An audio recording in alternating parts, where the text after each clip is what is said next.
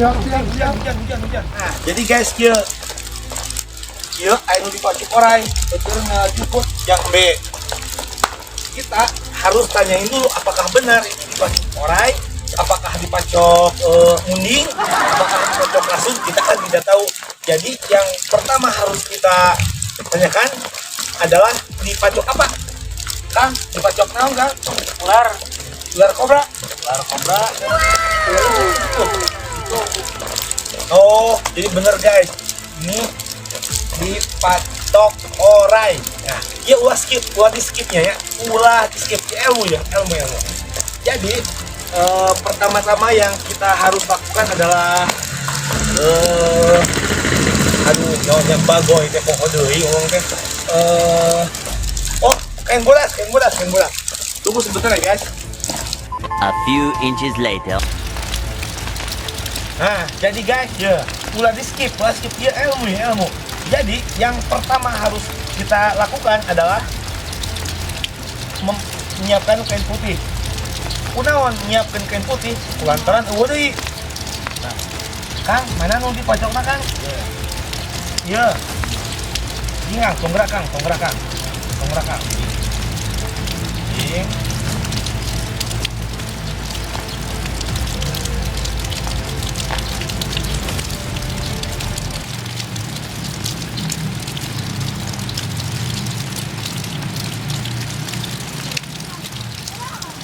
Nah guys, ini ada proses buang kain kapanan guys ya.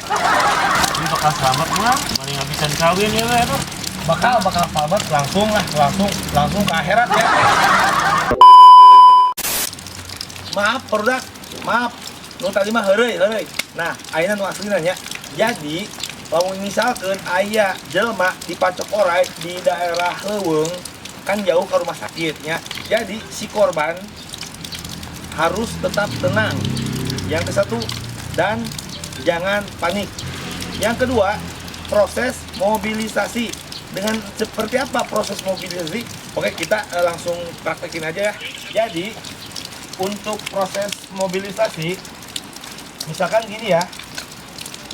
Kalau misalkan yang bagus itu berupa papan atau batang pohon. Sebab ini cuma contoh saja, jadi saya bawa ini aja. Nah, yang pertama misalkan yang digigit daerah sini ya, area sini misalkan yang digigit. Yang pertama, si korban, tolong pegangin main.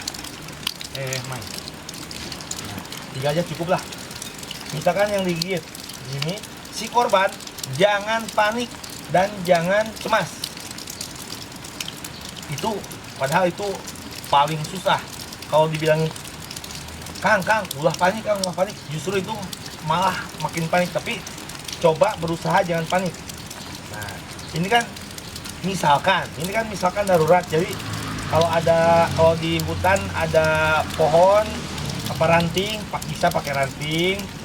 Nah, ini namanya proses mobilisasi. Ini yang misalkan yang area di sini yang digigit, usahakan jangan banyak bergerak.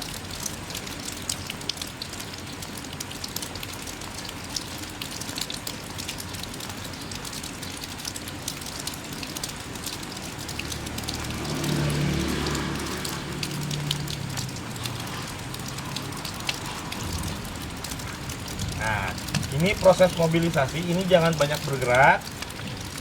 Yang ketiga, misalkan di sini yang digigit, jangan sekali-kali disobek, dipijit.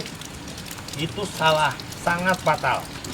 Ini pertolongan pertama, misalkan digigit ular di hutan. Tapi kan ujung-ujungnya mesti ke rumah sakit untuk pengobatan yang lebih intensif. Terus, kalau misalkan udah dipen, kita ganti ke herbal. Bahan-bahan yang perlu dibutuhkan adalah yang pertama, korkoal.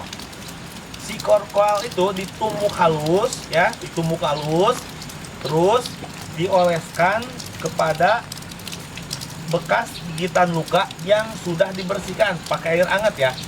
Kandungan di dalamnya akan melindungi sel darah dan menyerap racun. Lalu bisa juga yang tadi si koral itu ditumbuk, lalu dimasukkan ke dalam air anget, terus dikocek-kocek, jangan terlalu banyak ya, dikira-kira aja, terus diminum, itu juga bisa. Yang kedua, marigold, bunga marigold. Bunga marigold ini tinggi akan kandungan antioksidan. Yang ketiga, minyak oregano. Itu sama dioleskan pada bekas luka yang udah dibersihkan. Yang keempat, daun kari. Ambil segenggam daun kari, tumbuk, lalu oleskan di luka yang udah dibersihkan. Itu sama ya, nutrisinya bisa menyerap racun. Yang kelima, minyak lavender.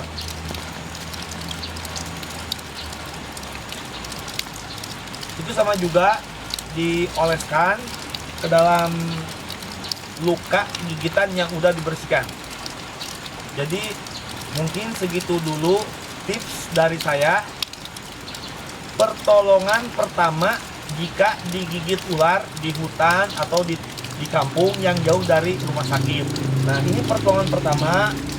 Jadi tadi kan udah dijelaskan, kalau bisa pertolongan pertama ini jangan dijadikan acuan.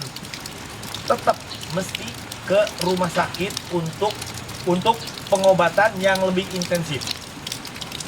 Saya kira dicukupkan dulu konten saya kali ini. Semoga bermanfaat kepada teman-teman yang masih awam di dunia reptil. Dan akhir kata, saya cukupkan video ini sampai di sini dan sampai ketemu di video selanjutnya. Oke? Terima kasih. Wassalam. Dadah.